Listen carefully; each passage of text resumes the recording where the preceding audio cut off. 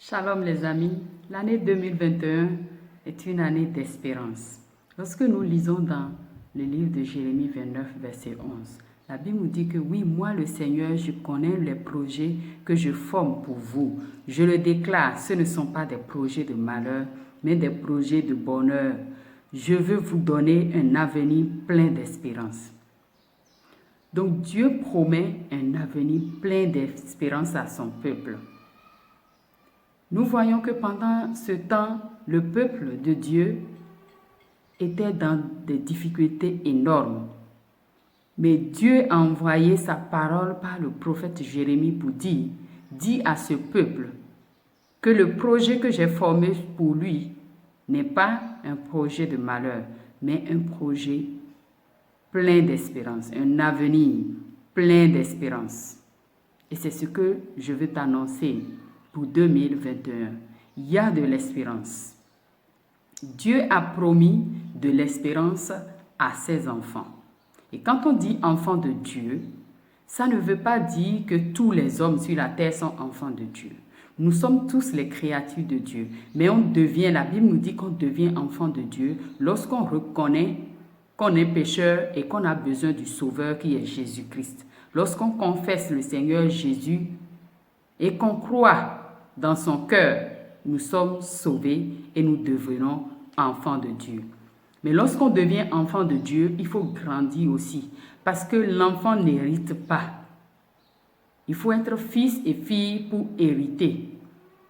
Donc l'espérance que Dieu nous donne un avenir plein d'espérance, plein de vie.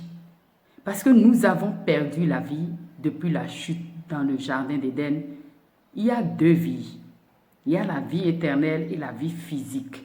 Donc c'est la vie éternelle que nous avons perdue dans le jardin d'Éden et la mort physique est entrée par là. Donc Dieu a restauré la vie spirituelle par la croix.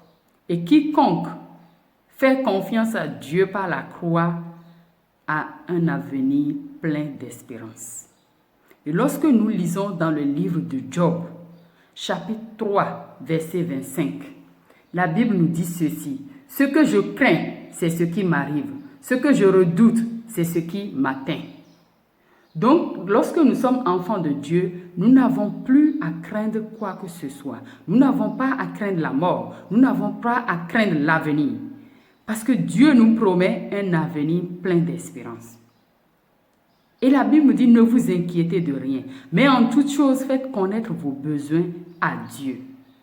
Donc, je veux t'encourager que tout ce dont tu as besoin pour 2021, fais-le connaître à Dieu.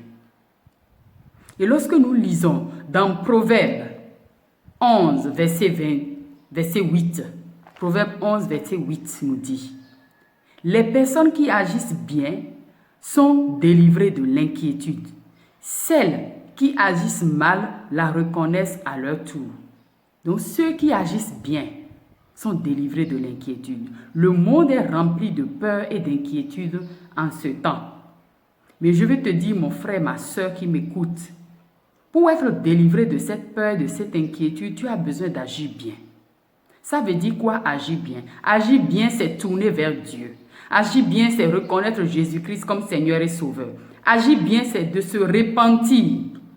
Agir bien, c'est se détourner de ses mauvaises habitudes, se détourner de ses mauvaises pensées et d'emprunter le chemin que Dieu a tracé pour nous. C'est retourner à Dieu, c'est reconnaître la grandeur de Dieu, c'est reconnaître que sans Dieu, je ne peux rien faire. Et lorsque nous lisons dans Daniel, chapitre 3, versets 17 à 18, quelque chose de très important s'est passé avec ces trois amis de Daniel, Shadrach, Meshach, Abednego. Il fut un moment où le roi a décidé à ce que tout le monde puisse adorer la statue. Tout le monde puisse adorer ce faux Dieu qu'il a établi. Mais Daniel, les trois amis de Daniel, Shadrach, Meshach, Abednego, ils ont dit quelque chose de très important. Ils ont dit, « Oh roi, notre Dieu, celui que nous servons est capable de nous délivrer de cette fournaise et de ton pouvoir. Et il nous délivrera, notre roi. Et même si il ne nous délivre pas. Tu dois savoir ceci, notre roi. Nous ne servirons pas des dieux et nous n'adorerons pas la statue d'or que tu as fait dresser. Ça, c'est merveilleux. Ces 3 amis de Daniel, ils ont vu le danger, ils ont vu la souffrance, ils ont vu la mort en face. Mais ils ont dit quelque chose de très important. Ils ont dit, ô roi, le Dieu en qui nous avons cru, le Dieu que nous servons, même s'il ne nous délivre pas, nous ne sommes pas disponibles à fléchir genoux devant cette statue. Pourquoi les 3 amis de Daniel ont pu donner une telle réponse? Parce qu'ils connaissaient Dieu.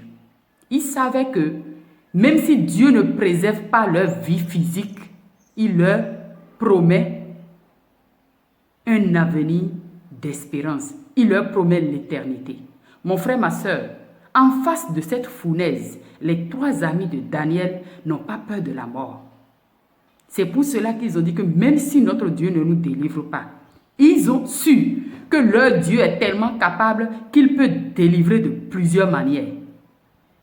Et s'il arrivait que leur Dieu permettait qu'ils puissent mourir dans le feu, ils ont la vie éternelle. Ce qui les a donné le courage de dire que même s'il ne nous délivre pas, nous n'allons pas fléchir genoux. Mon frère, ma soeur, qu'est-ce que tu comprends de ce message? Je veux t'encourager que même si Dieu ne nous délivre pas, à garder ta foi. Parce que nous sommes des voyageurs sur la terre et nous avons l'éternité. Et la Bible nous dit de faire attention que dans les derniers temps, il y aura des troubles, il y aura des nouvelles gauche-droite, mais de ne pas paniquer, de ne pas s'inquiéter, de ne pas se laisser troubler.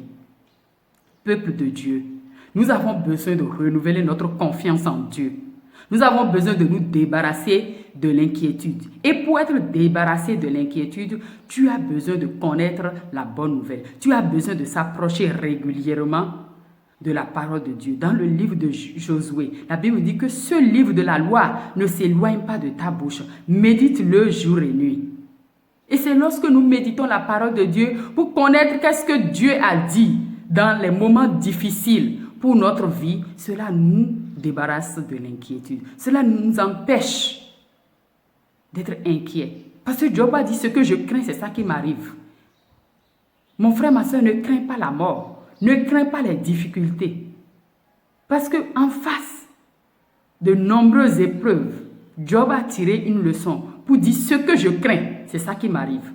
Donc la crainte anéantit notre foi. Nous n'avons pas besoin de craindre. Cher peuple de Dieu, nous n'avons pas besoin d'avoir peur, mais nous avons besoin de savoir qu'est-ce que Dieu est en train de dire. Et nous sommes des voyageurs, nous ne sommes pas de ce monde.